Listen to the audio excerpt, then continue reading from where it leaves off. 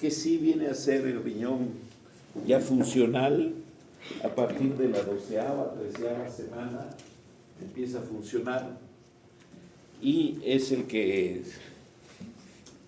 se tiene funcionando ya en toda la vida, ¿no? O sea, es permanente, el cual se deriva de dos estructuras importantes, ¿no? El blastema, que básicamente es la parte funcional, con los túbulos proximales y los distales, y la yema ureteral, que son los conductos como los cálices, los uretes, la pelvis renal y también los túbulos colectores. Entonces, ese es el desarrollo más o menos embriológico. El riñón tiene, como ustedes ven, tiene un origen a nivel pélvico y tiene un ascenso progresivo hacia la cavidad abdominal, a su posición original. Y cuando hay algunas anomalías congénitas pueden quedarse los riñones, sobre todo cuando hay fusión de los polos inferiores, se queda estancado a nivel de la zona pélvica.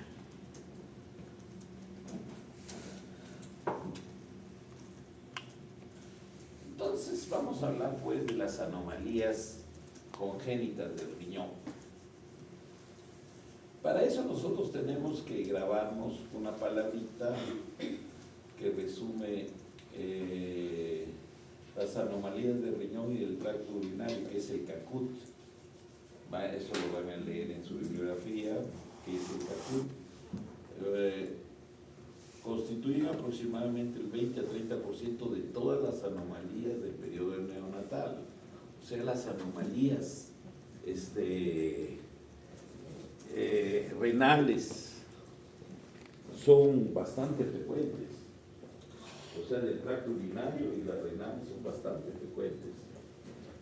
Tan es así, por decirles, ¿no?, que se estima que, por decir, unas lesiones que son hasta cierto punto banales, que son los quistes renales, los puede tener la población adulta en un 30 o 25%. O sea, que son alteraciones, se nacen con alteraciones congénitas menores que puede pasar toda la vida y nunca molestaron y nunca se dieron ni cuenta de que estaban presentes. Solo que ahora con la mayor utilización para el diagnóstico médico de las imágenes, tanto las imágenes ultrasónicas como las imágenes de la tomografía o de la resonancia, entonces es que nosotros podremos en alguna oportunidad detectar como un hallazgo las alteraciones congénitas que pueden haber en el riñón y en las vías urinarias. Entonces, los defectos pueden ser bilaterales o unilaterales y con frecuencia coexisten diferentes defectos en el mismo niño. O sea, cuando se encuentre una alteración en un niño, una anomalía congénita que puede ser menor, entonces estamos obligados nosotros a buscar alguna otra anomalía en el mismo paciente. O sea, por decir, si tiene una mega uretra, o sea, tiene una uretra un poquito grande y con un pene un poco grande, entonces esa alteración no le va a representar problemas probablemente al niño si es única, pero nosotros estamos obligados a ese niño que tiene esa alteración, en este caso derivada pues de los conductos de Wolff en la evolución. Entonces tenemos que buscar otra anomalía, ¿ya? Esa es la idea, no quedarse satisfecho con hacer el diagnóstico de una anomalía, sino por protocolo obligatoriamente barrerle todo para buscar otra anomalía, ¿ya? La incidencia de CACUT, o sea, de las anomalías congénitas del riñón y del tracto urinario, en bebés nacidos vivos y nacidos muertos es de 0,3 a 1,6 por 1000. O sea, es bastante frecuente. El CACUT representa una amplia gama de trastornos que resultan del desarrollo renal embriogénico anormal debido a malformaciones del parénquima renal o anomalías del sistema colector en desarrollo, ¿no? El sistema colector básicamente es en el mesonéfricos.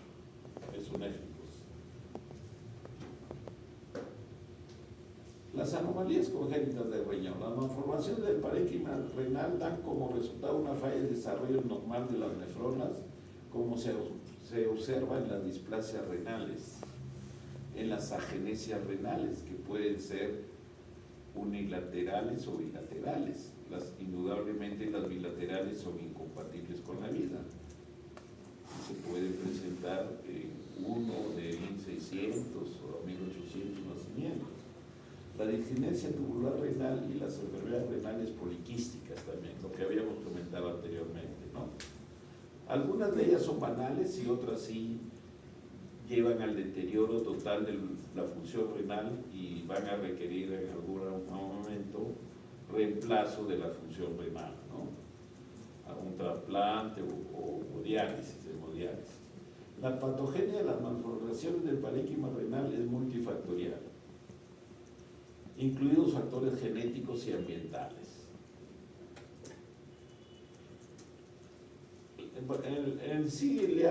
Entrando al tema, el título de nuestra clase de hoy día, la urología pediátrica, va a incluir el estudio de diferentes anomalías congénitas del riñón y de la vía urinaria, así como las diferentes patologías que se presentan en las diversas estructuras incluidas dentro de la urología en edad pediátrica.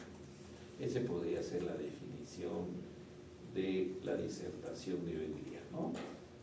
Dentro de vamos a ver, las malformaciones renales pueden existir alteraciones en cuanto al número. Nosotros sabemos que deben haber normalmente 2 riñones, pero no puede haber ninguno, puede haber uno o puede haber más de 2.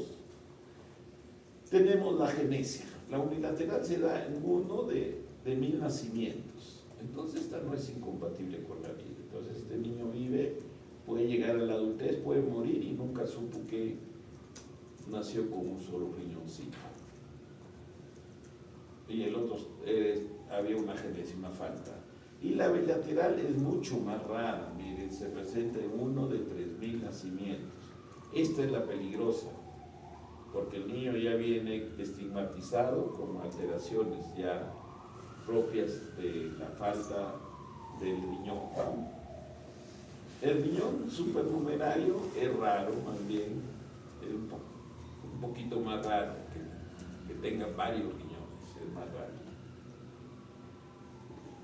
En cuanto a la forma, o sea, anomalías de la forma, tenemos la persistencia de la lobulación fetal. Ustedes saben que en el proceso de la formación y la evolución embrionaria llega un momento en el meta que ya se forman, es funcional y empieza a trabajar como riñón, pero todavía tiene las lobulaciones fetales. O sea, no son los bordes lisos como es en el adulto. Su persistencia en la adultez representa una anomalía congénita. Los riñones fusionados, sobre todo en el polo inferior, vamos a ver el riñón en herradura, es el típico, desgraciadamente influye en la migración, en el ascenso del riñón, y son riñones pélvicos bajos, fusionados en la parte inferior. Hay un istmo del parénquima funcionante, o sea, es parénquima funcionante. El riñón en torta es un riñón así como una placenta, así, un riñón atípico que generalmente son poco funcionales. El riñón en S, el riñón en L. En cuanto a las alteraciones de la posición, tenemos la ectopia renal. Entonces, la ectopia renal se da generalmente en el proceso de ascenso del riñón a su posición original en el abdomen, a su posición definitiva, perdón, en el abdomen. Entonces, en esa migración pueden haber lo que se llaman las ectopias, o sea, ascenso fuera de la línea normal de ascenso. No sé si me dejo entender. Normalmente hay una línea que debe ascender por el mismo lado. Entonces las ectopias son cuando más bien el riñón asciende y se cruza para el otro lado, ectopia cruzada. Y también hay ectopias en la misma línea, pero que se quedan cortos, se quedan muy bajos. Esa sería también una ectopia del mismo lado. La ectopia cruzada es cuando se va hacia el otro lado. Entonces pueden haber alteraciones de la posición en zona torácica, ilíaca y pelviana, en las formas simples. Aquí tenemos un esquema bien didáctico para entender lo que es el riñón en herradura. Entonces va a haber una fusión en el polo inferior. No es necesario hacer la separación del parénquima, porque este parénquima es funcionante. Yo al querer hacerle la separación y ubicarlos en posición más o menos normal, no logro nada. Entonces, no representa una necesidad hacer la separación de esta manera, definitivamente. Pueden ser susceptibles de algún tratamiento cuando hay problema en el desagüe, o sea, cuando hay una obstrucción por algún cruce o por alguna circunstancia, hay éstasis urinario, ahí sí hay que intervenir. ¿Ya? Entonces se va a formar un hito que es parénquima funcionante y desplaza el eje del riñón de modo de que la pelvis renal quede anterior. Miren la pelvis renal, normalmente la pelvis es para la parte media, porque el riñón está rotado y la pelvis queda para la parte media. Acá más bien la pelvis es anterior y los uréteres atraviesan la superficie anterior y el istmo del riñón en herradura.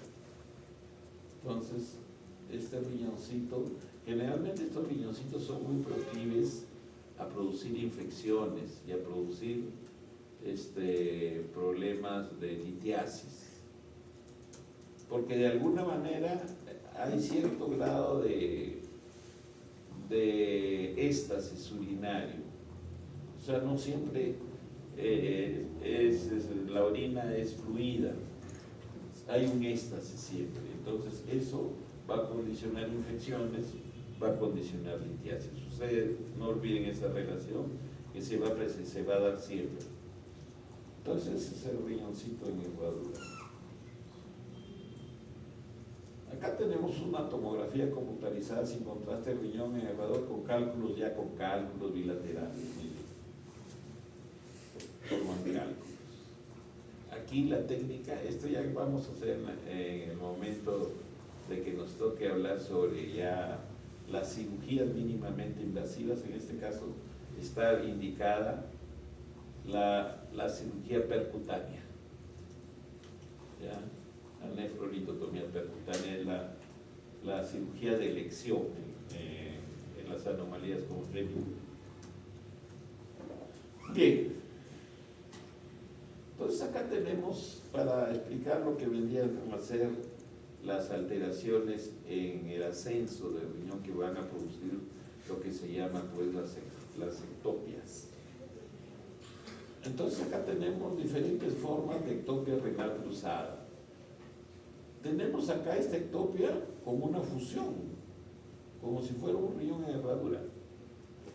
Es una ectopia acá cruzada porque se va de un lado al otro y se fusiona con el otro riñón.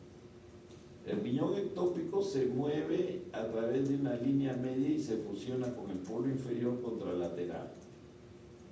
O sea, acá está, este es el urete, este es el riñón izquierdo y se empotra, se empata, se pega con el otro riñón, en el polo inferior del otro riñón.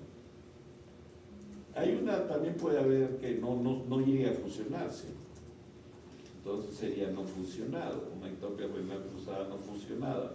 El riñón ectópico se mueve a través de la línea media sin fusión y se coloca en el borde de la pelvis, riñón pélvico. Este es un riñón pélvico. Y bilateral, miren acá se cruzaron los chicotes. Se fue uno para el otro lado y el otro para el otro lado. Ambos riñones son ectópicos y cruzan la línea media con los uréteres manteniendo su inserción vesical normal. O sea, su inserción en la barra trigonal, en el piso vesical es normal, pero en el ascenso hubo algún problema para buscar su posición definitiva y hubo cruce. Ya, entonces esta sería una ectopia cruzada bilateral. Acá tenemos una urografía excretoria anormal. Vemos en el lado izquierdo vemos una ectopia renal cruzada con fusión de ambos riñones. Aquí está el riñón derecho y el izquierdo están fusionados, como la imagen que vimos antes estaba al lado izquierdo, pero al lado derecho acá se ha dado en el lado izquierdo. El uréter derecho cruza de un lado a otro y entra normalmente en el lado derecho de la vejiga. Mujer saludable, miren, mujer saludable. Fue un hallazgo esto. No tenía problemas, semejante alteración de 31 años de edad. Posible donante, todavía sigue donando un riñoncito, buena gente. Derecha, nefropatía poliquística infantil, esta es otra anomalía, ya de la parte parenquimal, no de la parte canalicular, no del mesonefro, sino ya del meta.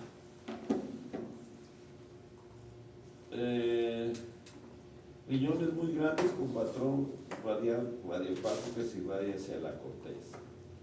A las 26 horas después de la administración de medio contraste vía endovenosa, una niña de 4 meses con tumoraciones abdominales bilaterales. Esto hay que saber. Generalmente las anomalías congénitas en los neonatos, en los lactantes, cuando hay tumoración abdominal, uno siempre debe pensar que puede ser del riñón. Puede ser un tumor de Wills, puede ser una gran hidronefrosis. Si se llegan a palpar, uno puede pensar, caramba, ¿qué será? Pues será un hígado gigante, un vaso gigante, o que tiene algún tumor, un cáncer que le ha crecido por ahí y viene del retroperitoneo. Siempre pensar en masas, en lactantes o neonatos, masas abdominales que pueden ser muy probablemente alguna anomalía congénita renal o alguna patología renal. ¿Ya? No olviden eso. Porque uno pensará que está en el retroperitoneo y no se va a manifestar, pero son tan grandes, tan groseras que se palpan. Con tumoraciones abdominales bilaterales, ya ven, le palpaban las tumoraciones. Entonces seguimos con las alteraciones en el volumen, simple, segmentaria, malformaciones estructurales ya son funcionales, la enfermedad renal poliquística, la enfermedad renal poliquística infantil. Esto ustedes lo han ventilado en nefrología, entonces no vamos a incidir, a remarcar mayor cosa. La enfermedad renal poliquística del adulto, la displasia quística renal, el riñón multicrístico, la displasia quística focal y segmentaria. Malformaciones del tracto urinario superior. Entonces vamos a ir desarrollando de la parte renal hacia abajo. Las malformaciones calicilares. Tenemos la megacaliosis. ¿Qué es la megacaliosis? Normalmente los cálices renales aproximadamente pueden ser de 10 a 12 en cada riñón. Son más o menos estables. Tienen una forma de una copita de champán. Esa es su forma normal. pero en algunas veces no vemos una copita, sino más bien vemos algo, una cavidad ovoide en un cáliz. En lugar de ver la copita, reemplazando la copita, hay una cavidad. Entonces, esa vendría a ser la megacaliosis. ¿Y por qué se da la megacaliosis? Normalmente esa copita se comunica, o sea, empieza a captar, a filtrar la orina, capta la orina y la lleva a través de un túbulo que es el infundíbulo, lo lleva a un cáliz mayor o lo lleva a la pelvis. Ya generalmente a un cáliz mayor. Entonces, si ese conductito está obstruido, explica la megacaliosis, porque cualquier obstrucción me va a producir una dilatación proximal. En urología es así. Cualquier obstrucción me va a producir una dilatación proximal. Si yo tengo, por decir, una obstrucción a nivel de la juntura de la pelvis renal con el uréter, entonces me va a producir una hidronefrosis. Acá es el chiquitito. El infundíbulo es un tubito que drena la orina. Si está obstruido, me va a producir la megacaliosis. ¿Ya? La megacaliosis, generalmente el problema es de que a lo largo estas megacaliosis van a producir infecciones. Ustedes saben, no se olviden, eso grábenlo, ténganlo para siempre. Éxtasis urinario es sinónimo de infección. Entonces estos niños van a presentar infecciones. Y de repente ya les vamos a detectar, cuando son más grandecitos, ya los cálculos ahí, en esa megacaliosis. Ya, esa es la megacaliosis, se da por estenosis infundibular, ya me entienden ahora. Pueden haber malformaciones de la pelvis, nos estamos refiriendo de la pelvis renal, no de la pelvis ósea.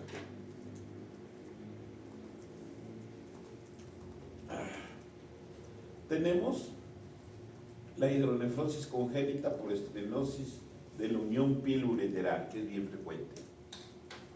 No le digo que hay una subespecialidad que solo se dedica a hacer esta operación. Indudablemente la hace laparoscópica. Antiguamente la hacíamos a cirugía abierta, ahora se hace laparoscópica o robótica si hay robot, ¿no? Tenemos estas hidronefrosis congénitas, la que afecta prenatalmente mediante la que se detecta. Normalmente hay protocolos en las gestantes que es obligatorio hacerles ecografías a determinadas semanas.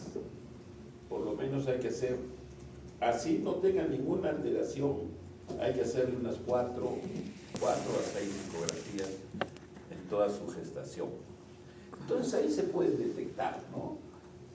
Y en una de ellas podemos nosotros detectar una hidronefrosis congénita por la estenosis de la unión piel-ureteral mediante una ecografía de rutina. Indudablemente cuando el riñón ya empieza a funcionar, no le van a detectar esto al segundo mes, sino lo van a detectar a partir del tercer mes para más. Y la otra es la que se diagnostica en la niñez. ¿Ya? La diagnosticar en la niñez es por una dejadez de repente, que no se hizo un control prenatal adecuado, entonces no le detectaron que había un problemita en su bebé, una hidronefrosis. Tenemos malformaciones del uréter. El uréter viene del mesonefro, ¿no es cierto?, de la yema ureteral. Entonces, si hay una duplicidad de esta yema, que normalmente debe ser una a cada lado, si hay duplicidad en un lado, me va a dar el doble uréter. Hay veces es un doble uréter total, desde el riñón hasta la vejiga, paralelos, como un riel, circulan. Y otras veces se fusionan en el tercio proximal, el tercio medio y el tercio distal. Depende, ¿no? Y hay veces son ectópicos también estos uréter estos uréteros duplicados hay veces no desembocan en la vejiga, desembocan en la uretra. Desembocan en la uretra y nos dan una incontinencia en los niños o en las niñas. Dicen, no, que tiene nuresis, que se orina en la cama, que tiene una desembocadura directa de un uréter a su uretra, y ahí no hay esfínter, bota orina. ¿Ya? Por eso es que nosotros en la evaluación de la enuresis, se debe decir enuresis nocturna, exige las sociedades internacionales, exigen que digamos enuresis nocturna. Suena como a una cacofonía, a una repetición de lo mismo, pero así obliga a decir.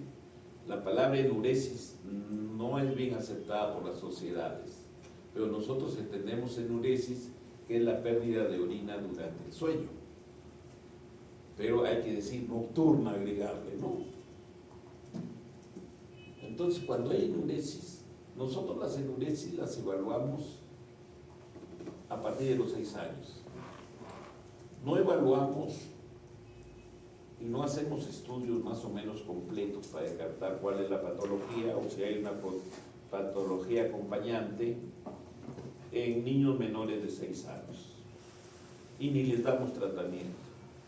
Lo único lo que hacemos es darle cierta tranquilidad a la familia, a la mamá, sobre todo, que es la que se preocupa porque el papá no se preocupa tanto, tengo otras cosas. Entonces, darle tranquilidad a la mamá. No, esto lo vamos a ver ya cuando ella tenga 6 años. Y ahí ya le empezamos a hacer estudio pensando que puede haber una anomalía congénita. Le pediremos una ecografía inicial y si hay algo sospechoso le pedimos un TAC, una resonancia, ¿no? Depende del caso. Y ya. Entonces, estábamos en la diagnosticada en la niñez, pues es que ha habido cierta dejadez, ¿no? Ha habido un retardo, o también puede ser de que la estrechez no era tan manifiesta, tan severa, no dio síntomas, no dio ninguna, y después progresivamente ya se ha hecho más evidente. Puede ser también eso. No hay que echarle la culpa de frente a los papás. Las malformaciones del ureter estamos en duplicidad. En la duplicidad ya hemos hablado que corren como rieles y puede haber uno ectópico. Acá está el abocamiento ectópico del uréter que habíamos estado hablando, que se puede abocar en la uretra. Y piña porque a veces no es en la uretra, si fuera mujercita y es en la uretra proximal, ahí hay un esfínter, no habría incontinencia, pero a veces desemboca en el tercio distal. Y ahí sí hay incontinencia. El ureterocele, vamos a ver qué es el ureterocele. Básicamente el ureterocele es una dilatación de las paredes del uréter producidas por una estenosis. Vamos a ver las imágenes. ¿Ya? Entonces ese concepto tengan de ureterocele, es una dilatación del uréter. Por decir, el uréter normalmente es como si fuera un sorbete, ¿no es cierto? Entonces, si ese sorbete en la parte distal parece que tiene un huevo ahí, ese es un ureterocele, una dilatación distal causada por una estenosis, ¿ya? Y el megauréter congénito, este no es muy explicable. Este megauréter congénito, normalmente el uréter debe ser hasta cierto punto no rectilíneo, pero más o menos rectilíneo, no debe ser rectilíneo, como una regla no, pero debe ser más o menos recto, ¿no? Pero nosotros vamos a encontrar en este megauréter congénito que parece un intestino, parece un gas intestinal, parece un irio, y no hay estrechez que me explique la dilatación de ese uréter. Entonces ese es el megauréter congénito, que causa alteración también, como hay estasis urinarias, causa infecciones y causa molestias, ¿no? El uréter retrocavo. La cava, ¿en qué lado está? ¿Derecho o izquierdo? Derecho, ¿cierto? Entonces esto se va a presentar, el ureter retrocavado nomás se va a presentar en el lado derecho, no va a haber ureter retrocavado izquierdo. Entonces se da, normalmente el ureter debe descender paralelo a la parte media de las vértebras, paralelo más o menos discurre en forma vertical sobre la cava, atraviesa la cava y no hay ningún problema ahí.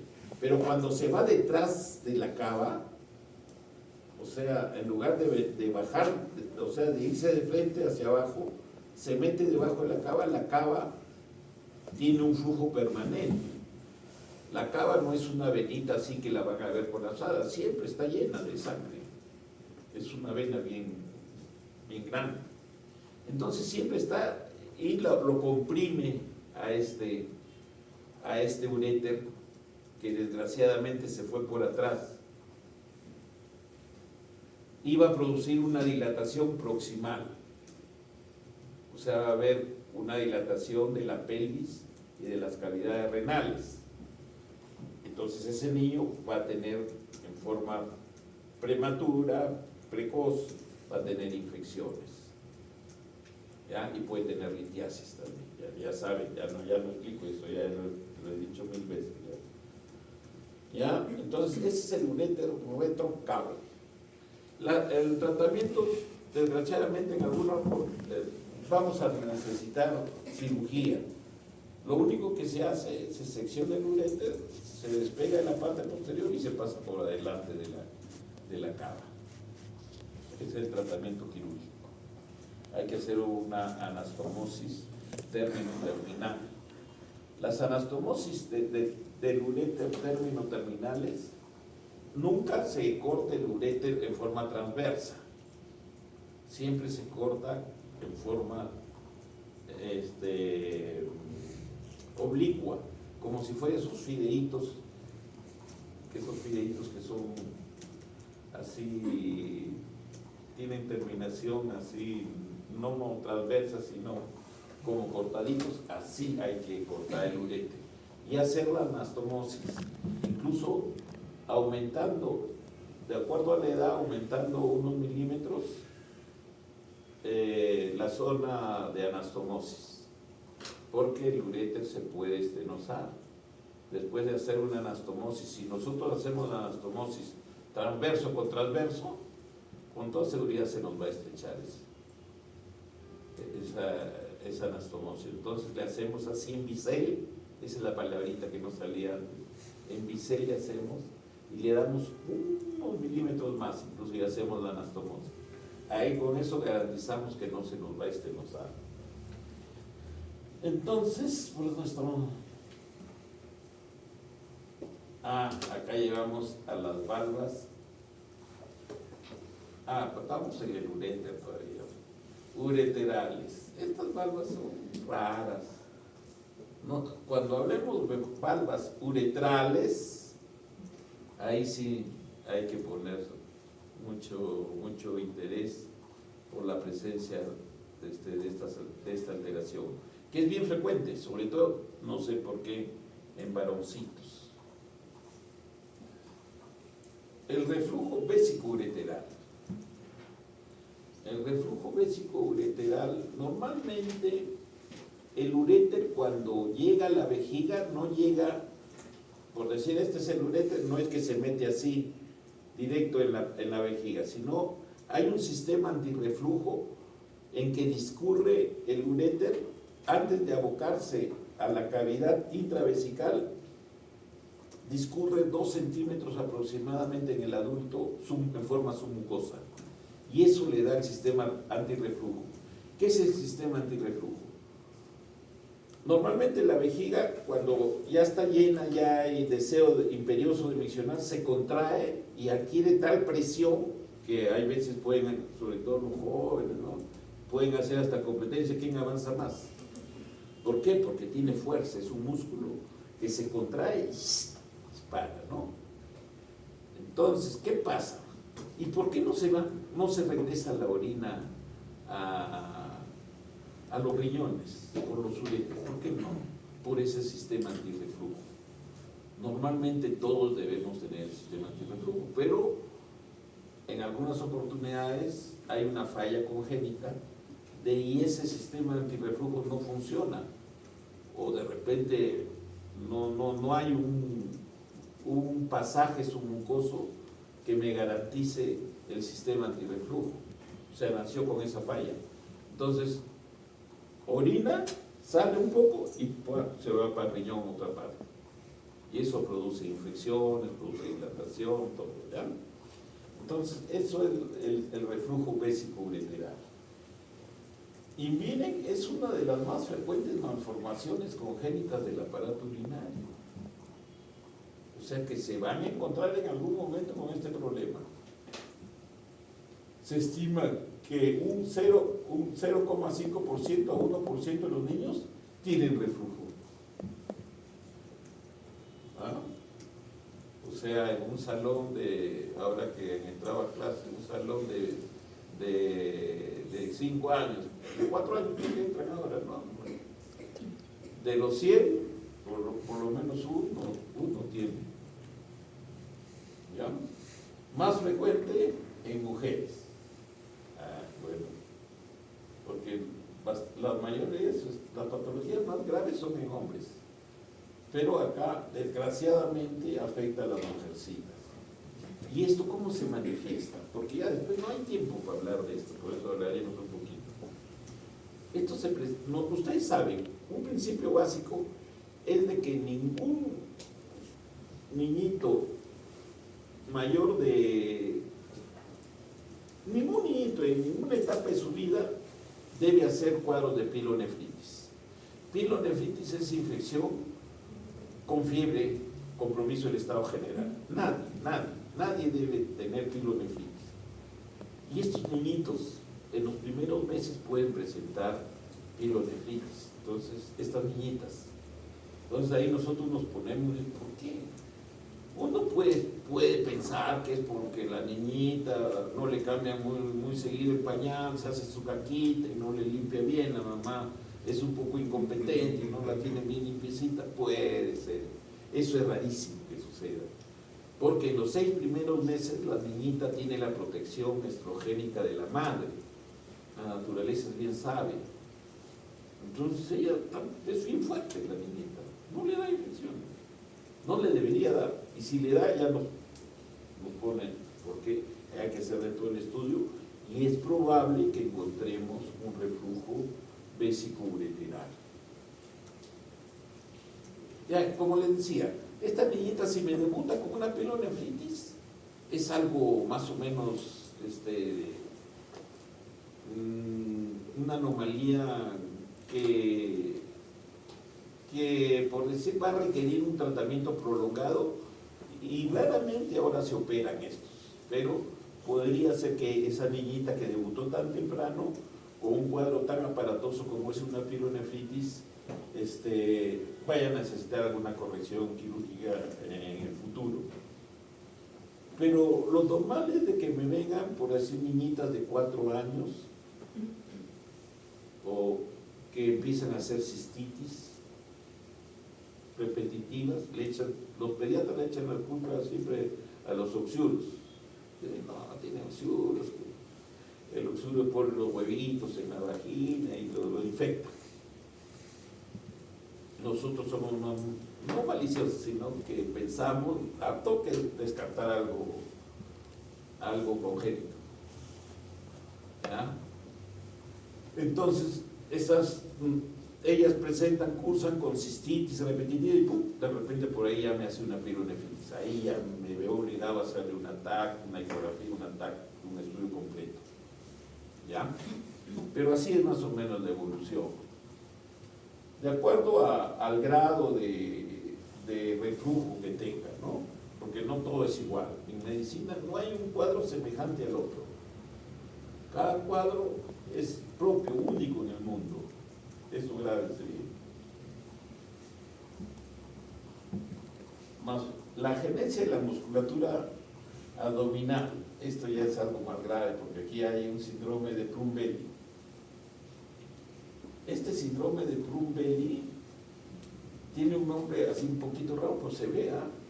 Nosotros vemos por lo menos 1 o hasta 2 por año en el Lorena, que es un hospital chiquito, comparativamente con los grandes hospitales que pueden haber en la capital. Entonces, no es algo muy infrecuente, lo vemos, ¿ya? Por eso lo estamos mencionando. Y aparte que es una anomalía congénita múltiple aquí. Entonces, tenemos el síndrome de Plum-Belly, que se presentan asociadas 3 malformaciones: ausencia de la musculatura abdominal, malformaciones urinarias, como puede ser doble uréter, una estenosis pielureteral, qué sé yo, una bifidez pélvica, una alteración en la forma de la vejiga, alguna anomalía congénita de la vía urinaria. Esa es la número 2. Y aparte, en los varones, esto se presenta en varoncitos nomás porque está el número 3 escrito, orquídea bilateral. O sea que nacen sin testes. No es que nacen sin testes, sino que no están en la bolsa escrotal. A este síndrome se denomina barriga en ciruela de Pasa, porque como no hay músculos, se ven las tripitas, los intestinos ahí. ¿Ya? Incluso se ve movimiento de los intestinos a través de la pared. Se presenta casi exclusivamente en varones, ¿ya ves? Los varones no pillan. Se presenta en 1 de cada 80.000 nacimientos. Pero acá parecería que no lo voy a ver nunca, pero nosotros vemos. No sé por qué tenemos tanto Plum-Belly en la zona del Cusco. Acá tenemos una malformación del uréter. Este es lo que le dije, es un diagrama esquemático de un megauréter primario que muestra la ubicación de la anomalía funcional o anatómica en la unión uretero-vesical. Entonces, si nosotros vemos esto en una ecografía, en una TAC, entonces, ¿qué es lo primero que tenemos que pensar? Que acá hay un problema, ¿no es cierto? ¿Cuál puede ser el problema? Lo más seguro, lo más probable es que sea una estenosis. También puede ser un reflujo, ¿no es cierto? Y también puede ser, ¿se acuerdan de ese megauréter en que no hay obstrucción y no hay nada, pero igualito tiene esta forma? También puede ser ese. ¿Cómo le llamamos? No me acuerdo bien. Pero por ahí lo vimos. No, ya lo pasamos mucho. Pero este era, ¿no? O otro.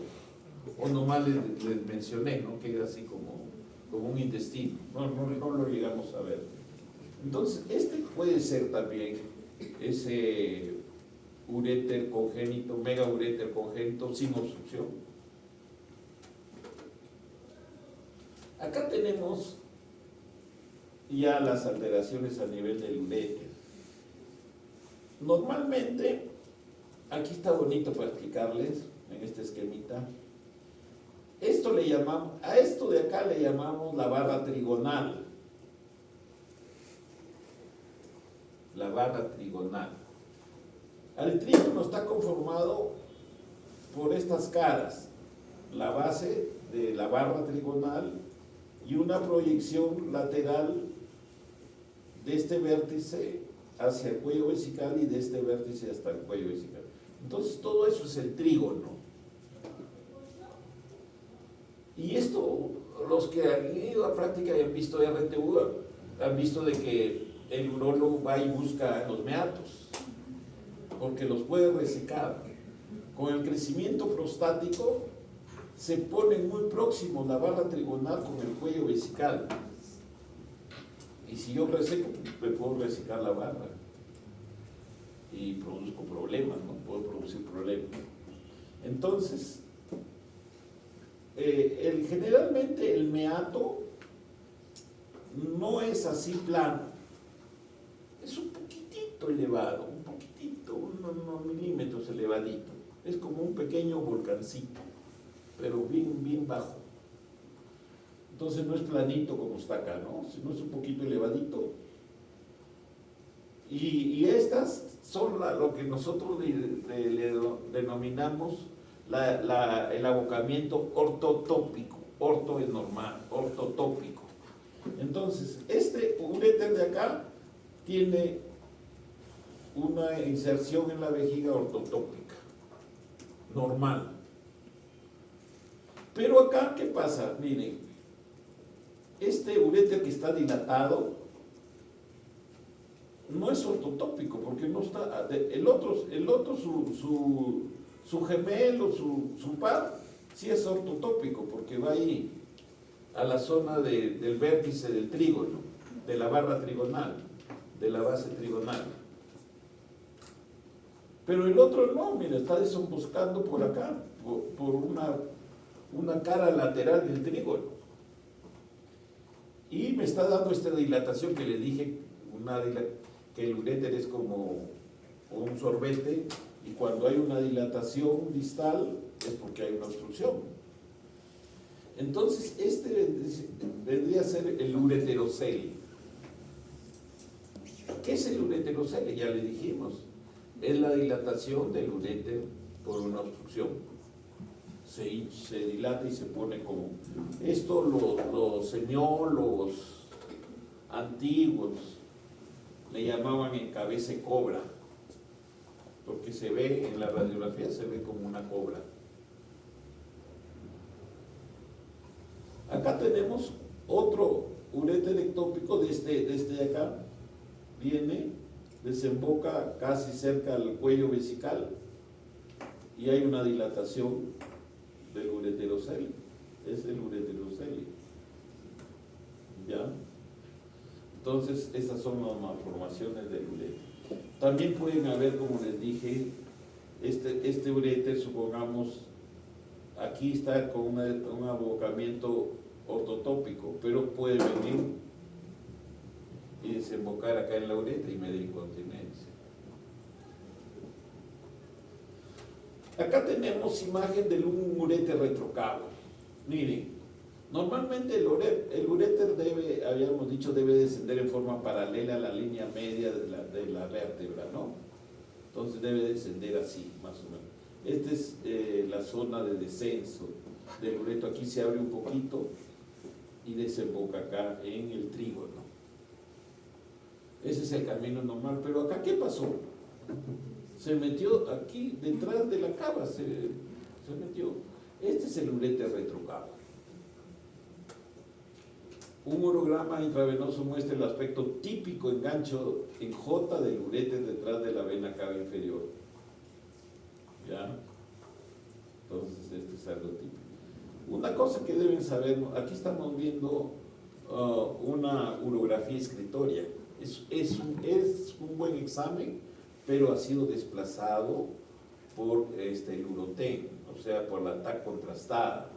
Pero este es un excelente examen, se ve bonito, todas las cavidades intrarrenales. ¿Ya? Se inyecta sustancia iodada por la vena y al minuto me empieza a filtrar. Y también es una prueba funcional, porque si hay retraso en la filtración, quiere decir que hay algún grado de falla renal. Porque esto debe filtrar antes del minuto, ya está filtrando. Entonces, normalmente la vejiga, ¿esto ustedes creen que es una vejiga de hombre o de mujer? A ver, piensen, razonen. ¿Es igual la vejiga en forma, la vejiga del hombre y la mujer? No, porque la mujer tiene la pelvis más ancha y la mujer tiene el útero atrás de la vejiga, que la aplasta. O sea, la forma de la vejiga en la mujer es así, triangular, ¿ya? Porque ocupa más espacio por la pelvis más ancha y porque atrás está el útero. ¿Ya? En cambio, en el hombre ya ustedes deducen de que es más bien ovoide. Es más ovoide. Es como una pelota, como esas pelotas de fútbol americano. ¿Ya? Entonces, eso ya entendieron esta anomalía. Acá tenemos al Plum Belly, miren cómo se ve, ahí parece que se ve el sigmoides, que ve, ¿no? Se ve, ¿por qué? Porque no hay músculo. Nació sin músculo el bebé. Y también nació, no sé cuál es la anomalía congénita de este niño, pero puede ser, los últimos dos que hemos visto en el Lorena han sido por megauretra.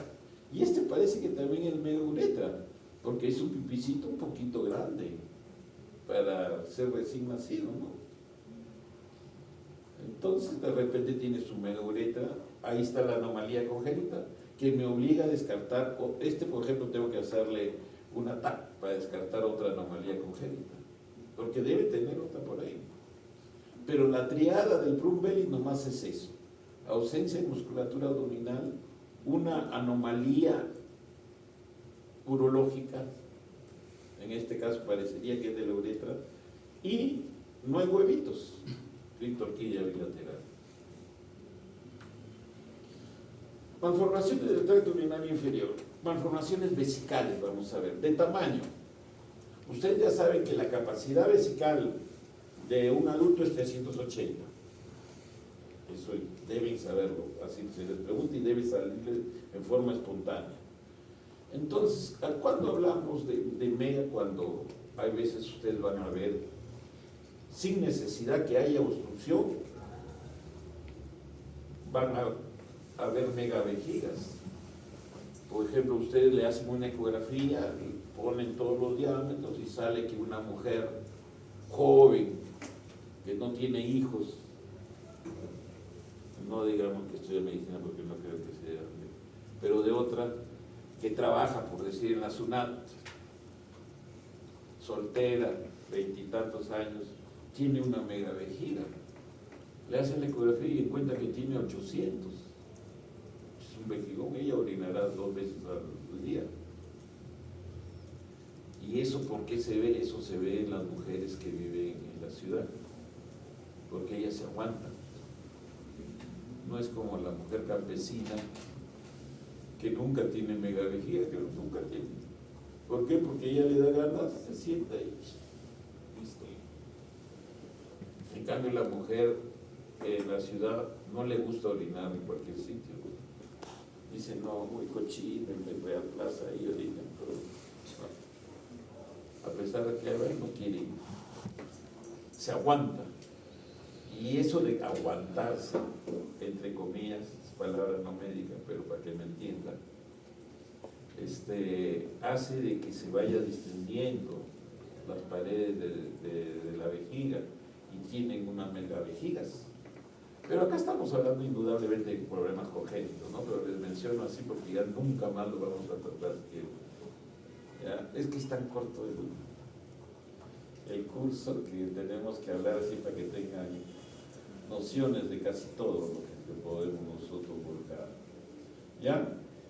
Entonces tenemos el tamaño. En la vejiga de los niños, los pediatras tienen ellos sus escalas. A ellos les gusta tener muchas escalas. No sé, usted todavía no ha hecho pediatría, ¿no? Ya están haciendo ya sus escalas, ¿no? De todo tienen escalas. Entonces ahí es fácil saber, ¿no? Un niñito de tal edad debe tener una capacidad vesical de tanto, si no, es anormal. Nosotros nomás al ojo ve, así nomás, mirando las placas nos damos cuenta, pero ellos son más detallistas. Malformaciones de vejiga de número, nunca he visto 2 vejigas, nunca he visto, pero se describe, puede haber. Y esa es una alteración de la yema ureteral, ¿no? O sea, del riñón fase 2. Y de la forma. Puede haber alteraciones de la forma, ¿no? Sí. Eso sí hemos visto, ¿no? Hay unas vejiguitas así que tienen forma como de un plátano, ¿sí? O de una papaya, de esas largas. O sea, hay alteraciones en la forma. pero usted ya más o menos sabe cómo es la forma en las niñitas, igualito. Ellas no tienen útero grande, pero tienen pelvis más anchita que el varoncito. Entonces tienen la tendencia a que sus vejiguitas sean más triangulares, como hemos visto antes. Los varoncitos más bien es ovoidea. Divertículos vesicales congénitos pueden haber, ustedes ya tienen el concepto de lo que es divertículo. La pared vesical tiene mucosa, submucosa, músculo, adventicia, ¿no es cierto? Entonces, cuando hablamos de divertículo real, cuando hay una protrusión, hay una distensión de la pared y da una formación, pero con todas esas capas. Porque también hay un concepto que lo vamos a mencionar en algún momento, que son los pseudodivertículos. Los pseudodivertículos no tienen dentro de su estructura músculo, o sea, son mucosa nomás y adventicia. Ya, entonces puede haber divertículos vesicales congénitos. Los divertículos, ¿cuál es el problema que me puede dar un divertículo? Me da éstasis, me da infecciones. ¿Ya? Porque el divertículo no se contrae en forma sincronizada con la vejiga, que es grandota. La vejiga se contrae, domina y no se drena bien ese divertículo que hay. Hay éstasis y generalmente se le forman cálculos después. La extrofia vesical sí es una anomalía congénita mayor, que vamos a ver algunas imágenes en que hay una ausencia también de musculatura de la parte abdominal y hay una exposición de la mucosa vesical hacia afuera. O sea, vemos la vejiga directamente, lo estamos viendo. Esa es la extrofia vesical. Y el hipispadias es cuando el meato uretral no está abocado en la parte más distal del pene, sino más bien en la parte dorsal del pene, o si no en la juntura pubopeneana. Malformaciones de la uretra, tenemos la atresia, puede haber atresia, que no hay uretra doble. Creo que vimos un doble pene, ¿no? Un cañón. A ver, de uretra doble puede haber. Cuando hay uretra doble, ahí sí hay que operar necesariamente y se evalúa cuál es la que mejor función me va a dar y la otra la sacrifico, la saco, porque la otra, si no funciona bien, está reteniendo orina y me va a producir infecciones. Entonces se va, queda una buena uretra.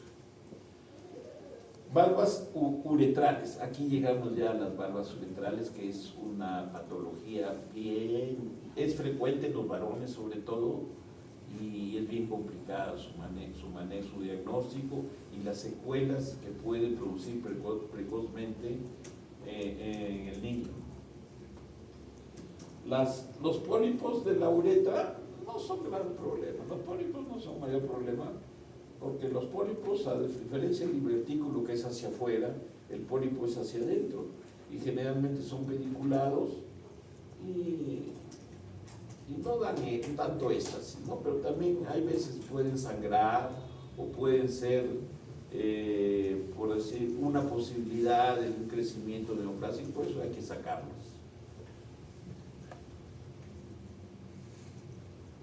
Estenosis vulvar con B grande es, ustedes saben que normalmente la uretra vulvar es la zona de mayor calibre de la uretra en el varón.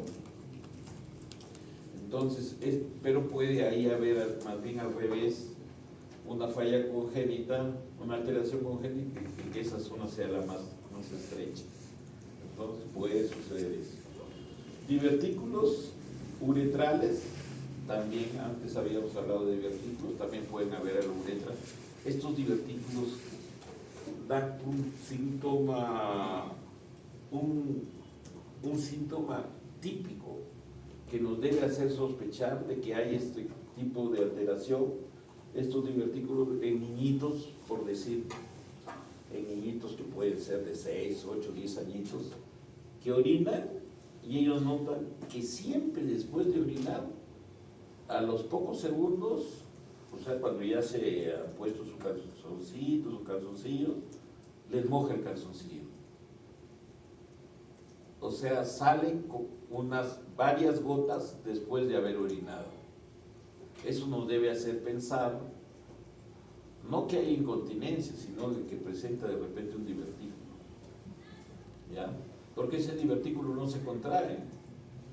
Pasa la orina por la uretra y sigue lleno. Y después de un rato se evacúa.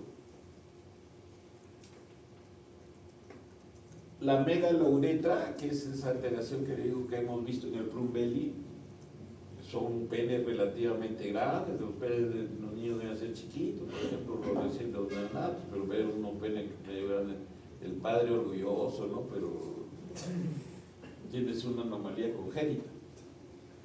Esas son las megalouretras. El hipospadres, ya saben, la bocadura, ya hemos hecho clase de... no hemos hecho, no podría. Entonces el hipospadres es el abocamiento anómalo del meato uretral en la zona ventral del pene, o de la zona perineal también puede ser, o del glande también puede ser, ¿no?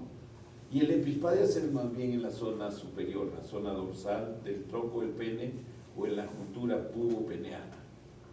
Malformaciones del pene, fimosis.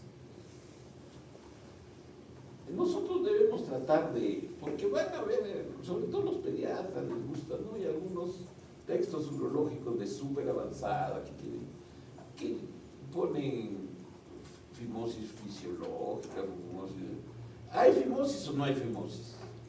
Fimosis es cuando tú con maniobras manuales no puedes exponer al glande. Esa es fimosis, ¿no? Generalmente por una estrechez prepucial distal. Esa es fimosis. Es diferente de adherencias balano-prepuciales. Balano-prepuciales, ustedes el prepucio lo retraen y notan que está pegado al glande, el prepucio. Pero es un prepucio bien elástico, no está engrosado, nada, y no está haciendo cintura ni estrechez en ningún lado, sino que está adherido al glande. Eso se libera con una pincita y punto. Hay veces, los padres ahora, pues, no sé, con algunos de ustedes de repente hicimos consulta y llegó unos padres sobreprotectores de que la mamá domina siempre todo, el papá no tiene ni voz ni voto, que no quería que le hagan eso. Dice, mamá, ya, pues. Porque hay una escuela argentina que las adherencias balano-prepuciales dan corticoides de dosis bajas por 3, 4 meses y eso se libera solo. Es verdad, puede suceder eso, pero es más fácil liberarle con una pincita. Grítale, le da teta o le da caramelito y soluciona el problema. Pero no quieren, no, prefiero que lo anestesie y si te muere. Bueno, tantas cosas que ustedes van a aprender en el camino. Incurvación peniana congénita también puede haber, ¿no? Jovencitos que cuando notan, sobre todo cuando ya empiezan a mirarse sus erecciones, notan que en lugar de erectar la erección normal debe ser así, se está erectando por otro lado. Entonces le comentan al papá y eso sí no es normal, ¿no? No es normal que se te doble, se te pare para otro lado, eso no es normal. Esa es entonces la incurvación peniana congénita.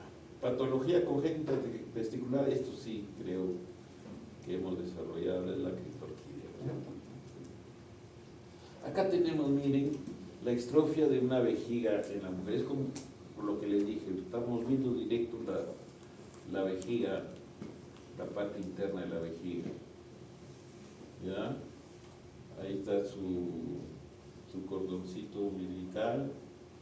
que lo han ligado, su vejiguita, que es esta, que está expuesta, su placa uretral, o sea, había un problema. ¿Ustedes se acuerdan cuando hicimos la embriología de la uretra? Hicimos un esquemita, ahí está la placa, no se ha fusionado, por eso no hay ni uretra aquí, hay que hacerle una neuretra clítoris, su clítoris, bueno. Es una anomalía bien impresionante. Imagínate la mamá, pobre mamá, que ve al bebito así, se asusta. Pero no es gran cosa, eso se cierra y se afronta un poco los músculos, no es nada del otro mundo. Pero esta hay que buscarle, de repente tiene doble ureter, tiene megacaliosis, si tiene una anomalía congénita, hay que descartar otra. Acá tenemos estrofia vesical en el varoncito, igual.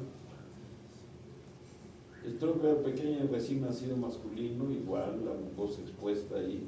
Entonces esto nomás para que vean qué frecuencia presenta. La epidemiología de la estrofia vesical varía de 3 a 5 por 100.000 nacidos vivos. O sea, es rarito, ¿no? Es decir, 1 por 20.000 a 33.000 nacidos vivos. Ocurre con más frecuencia en hombres que en mujeres. Y es más frecuente en niños primogénitos, no se sabe por qué. Así como en blancos, en comparación con bebés no blancos. Patogenia. La patogenia de la estrofia vesical parece deberse a un defecto embriológico en el desarrollo de la pared abdominal. La teoría más aceptada universalmente propuesta por Marshall y Muck es que el desarrollo de la pared abdominal inferior se ve interrumpido por el desarrollo excesivo de la membrana cloacal, que evita la migración medial del tejido mesencimatoso hacia la línea media. La rotura posterior de membrana cloacal provoca la eliminación de los componentes abdominales inferiores a la superficie de la pared inferior y los rasgos característicos del complejo estrofia epispadias. Entonces acá tenemos ya las malformaciones uretrales, tenemos el hipospadias,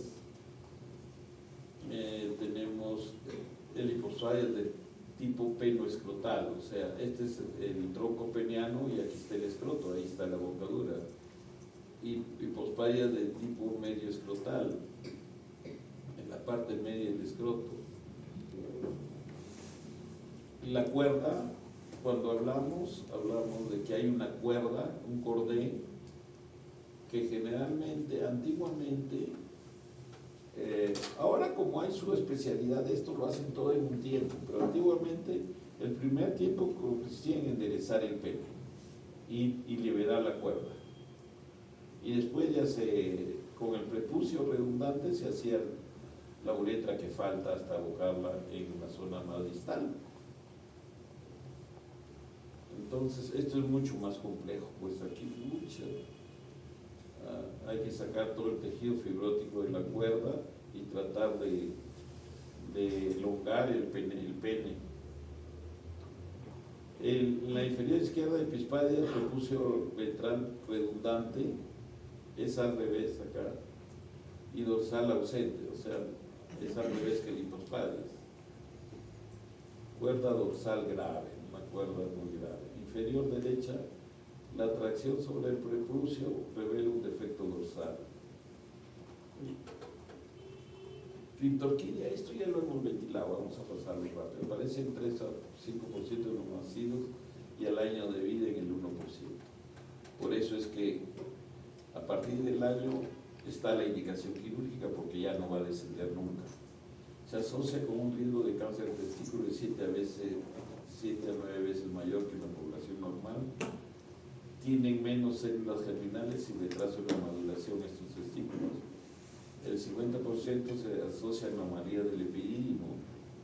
La probable es que sea patología coexistente por déficit androgénico común. Eso dentro de los factores que pueden producir la criptorquidia está pues el problema androgénico, o sea, estos niñitos tienen cierto grado de feminización.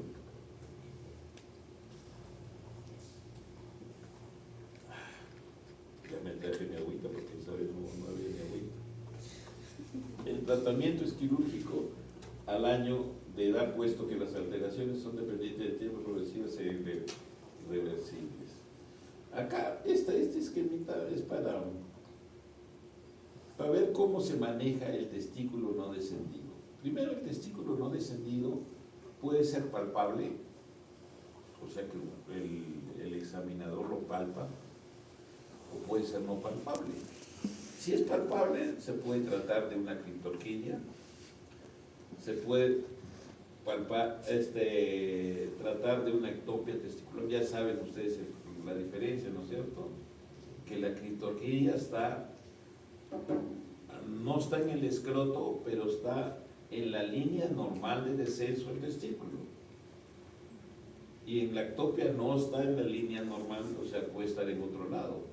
Hay ectopias testiculares que están en el perineo, o si no también en las zonas seminales, o también en la zona púbica. O sea, zona que no tiene nada, eso no tiene nada que ver con la línea de descenso normal del testículo. En esos casos se llama ectopia testicular.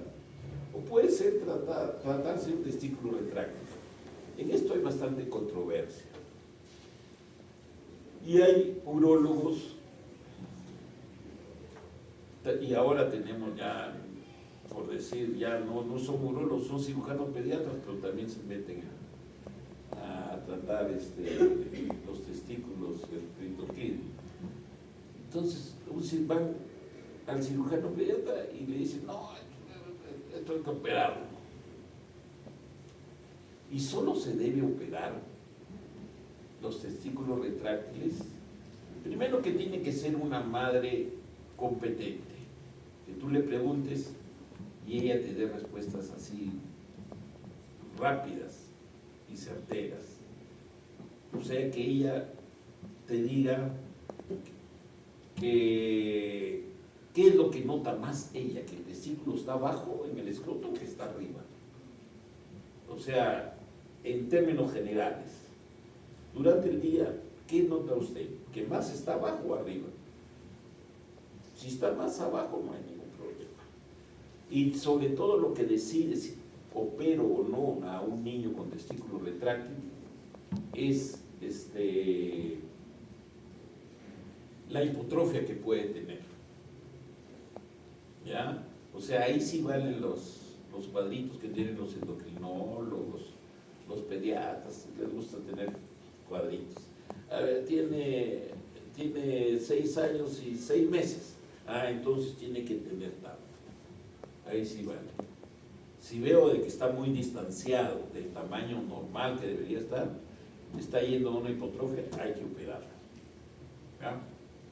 Entonces, eso es en cuanto al testículo retráctil. También le llaman testículo en ascensor. ¿Qué tiene que ver el ascensor ahí? ¿Y qué pasa si en el examen clínico no palpo al testículo? Puede ser que esté metido en el canal inguinal y el canal inguinal no me deja examinar, la musculatura de la zona inguinal no me deja palpar. Puede ser ectópico, que de repente está en un sitio impensado, pues está el testículo por ahí. Que puede ser intraabdominal, o sea que está en la cavidad abdominal. Porque el testículo, al revés del riñón, que el riñón sube, en la etapa embrionaria sube, el testículo más bien baja. Entonces puede ser que se haya quedado intraabdominal. Por eso en ellos hay que hacerles ecografía o tomografía. O puede ser que no haya. Es bien raro que no haya un testículo, rarísimo. Y ahí puede ser que se trate de una verdadera agenesia testicular, o sea que nació sin testículo, o que se trate de un teste evanescente. Esto traten de averiguar qué es evanescente. Evanescente se entiende más o menos que es un testículo que estuvo ahí chiquito, pero por cuestiones de la naturaleza propia se desapareció. Eso es bien raro, pero está descrito, ¿no?, en la bibliografía.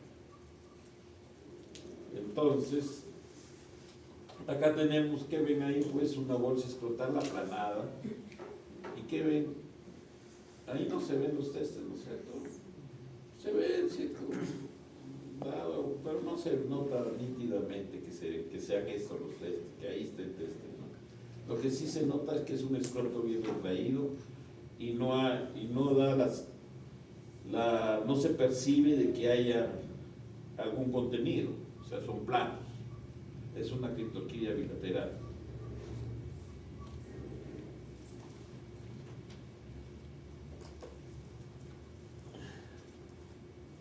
Acá tenemos todas las posibles ubicaciones de los testículos no descendidos y ahí miren cómo está. La mayor frecuencia es en el canal inguinal y ahí han tratado de esquematizar el canal inguinal.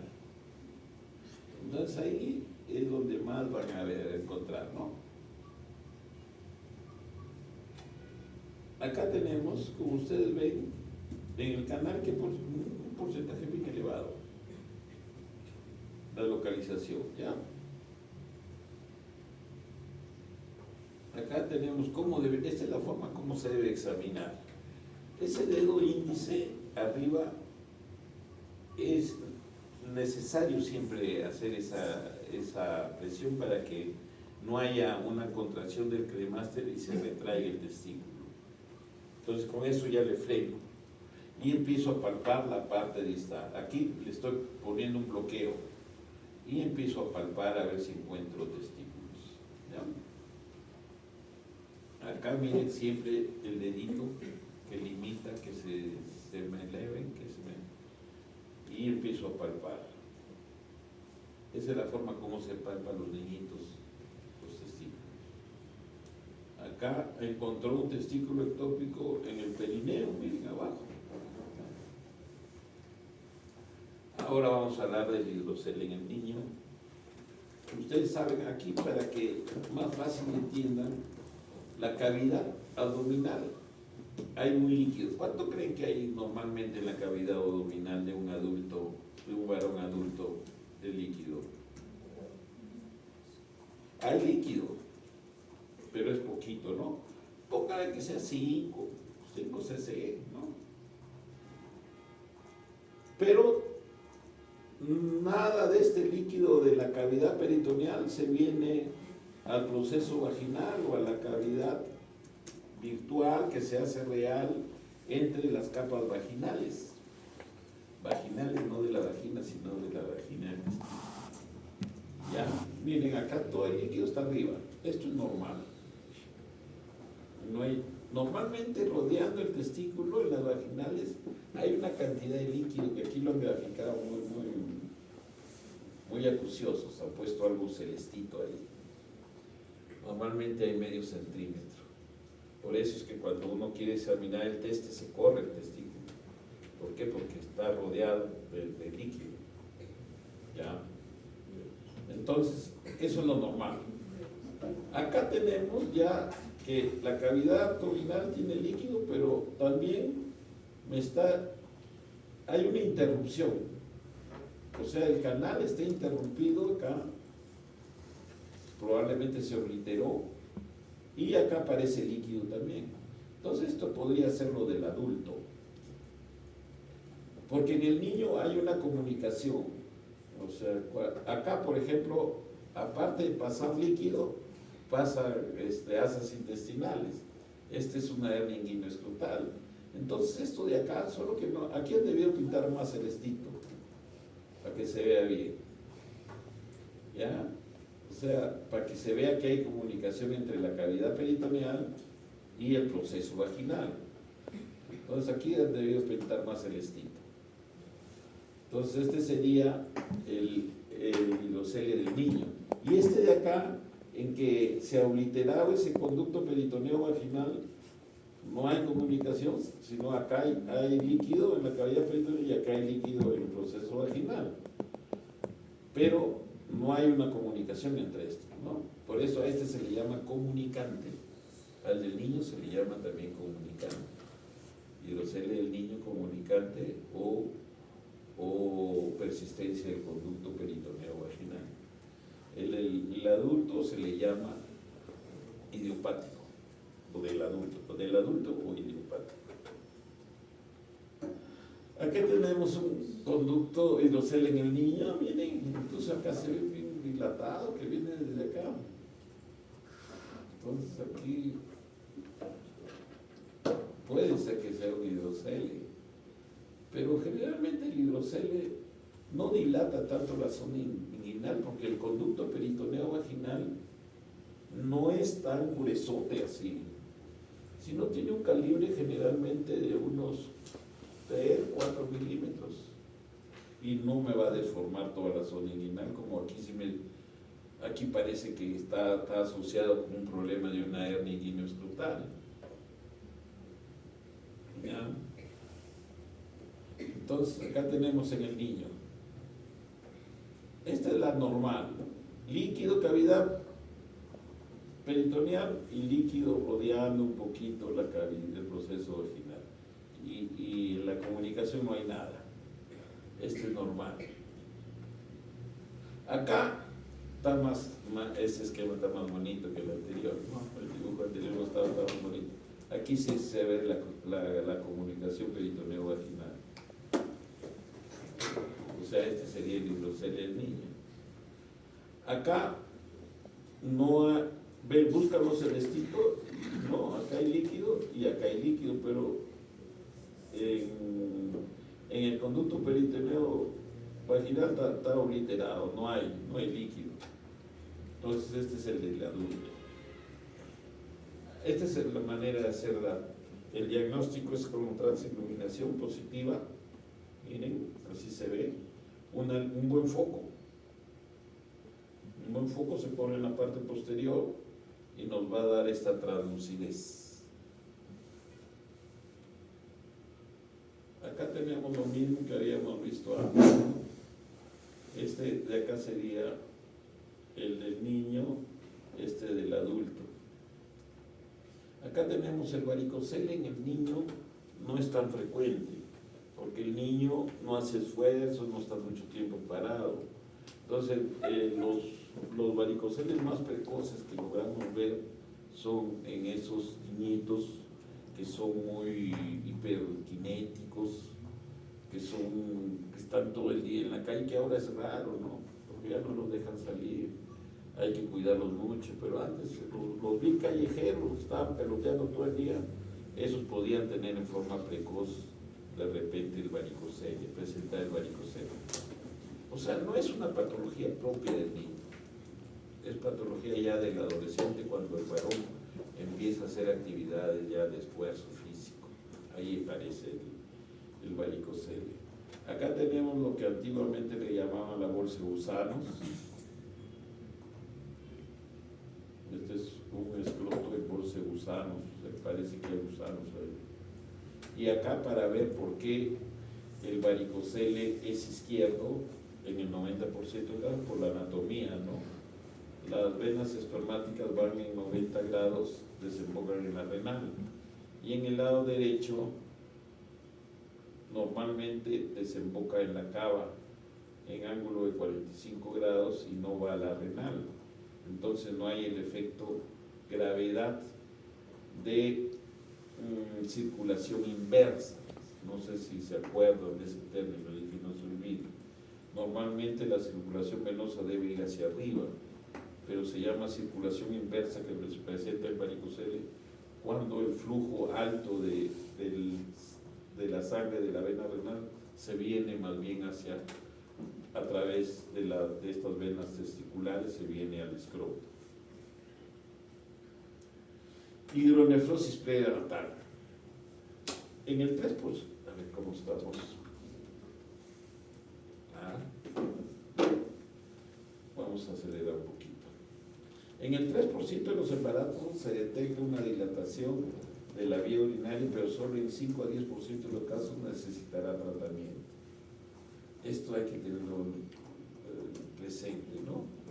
Si encontramos en una ecografía de repente que hay un poquito dilatado, no ser tan agresivos. No, que hay que operar al niño, no, pero no, nada, hay que ser cautos. Lo realmente importante es saber si hay obstrucción de la vía urinaria para resolverla cuanto antes. Porque hay veces son funcionales, no hay obstrucción, pero está un poco dilatadito, entonces no hay que precipitarse. Hay que demostrar más bien si hay obstrucción, si operar. Entonces, miren cuán elevado es el porcentaje de las hidronefrosis transitorias en la edad prenatal. 88 hasta 88%, es muy frecuente. La estenosis de la juntura piloureteral es la más frecuente, 10 a 30%. El reflujo vésico-ureteral, 10 al 20%. La estenosis de la uretero-vesical, 5 al 10%. Duplicidad ureterocele, 5 al 7%. Displasia multiclística, 4 al 6%. Y las más peligrosas felizmente son un poquito más infrecuentes, 0,1 al 2%. Pero esto es en niños en general. En cambio, las valvas uretrales son más frecuentes en los niños. Es la obstrucción más frecuente y la más grave. Entonces puede ser, la ureterovirus puede ser primaria, refluyente, CUMS, o sea, por incompetencia del sistema antirreflujo y obstructiva. Acá tenemos unos esquemitas en el lado izquierdo, acá. Obstrucción de la juntura ureteropélvica derecha con hidronefrosis. O sea, acá está el sistema colector, la pelvis, esta es la hidronefrosis. Y acá está el urétero. Entonces, ahí hay una estenosis. Entonces, es un estrechamiento, una estenosis de la juntura pielo-ureteral.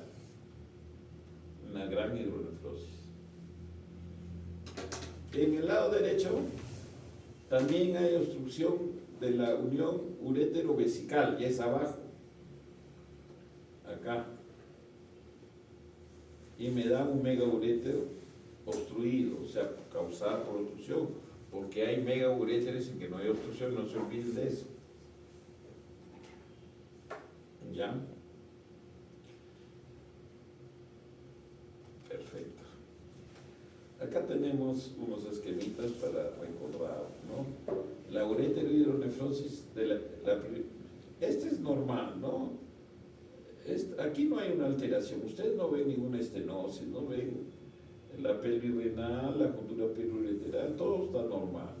Pero aquí queremos resaltar que la estenosis piloureteral, o sea, si aquí hubiera una estenosis, es la obstrucción más frecuente en niños en general, hombres y mujeres, sumados hombres y mujeres.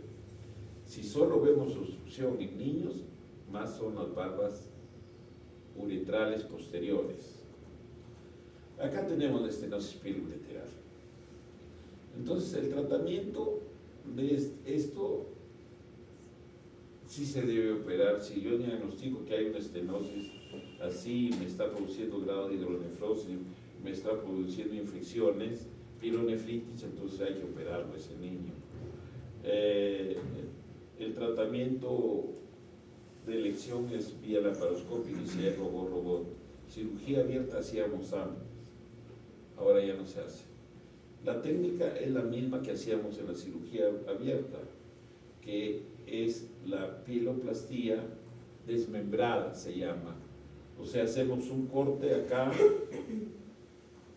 y nos volamos la zona estenótica, o sea, corte arriba, corte abajo. Esto se va afuera, lo que está en el circulito se va afuera. Y hago la anastomosis del uréter con la pelvis.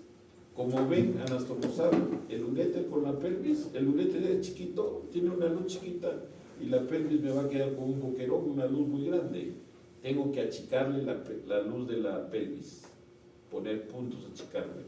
Y al uréter, más bien, en lugar de achicarlo, lo agrando, le hago un corte hacia abajo para que la boca sea grande. Y lo pego a la pelvis. Esa es la piloplastía desmembrada, que ahora se hace laparoscópica o robótica, pero el que la describió era con cirugía abierta. Entonces acá tenemos por estenosis piloureteral van a haber cambios anatómicos. Ustedes vean, aumenta el diámetro de la pelvis, semejante pelvis, y de los cálices. Los cálices normalmente son como copitas de champán, ¿no es cierto? Y acá, ¿qué parecen? Palitos de fósforo o de tambor, ¿no? Entonces, ¿por qué? Porque hay una obstrucción y esto se abomba, pues. Aumenta el diámetro de la pelvis y de los cálices, se adelgaza la corteza. O sea, llevan a una insuficiencia, a una uropatía obstructiva, a una insuficiencia renal.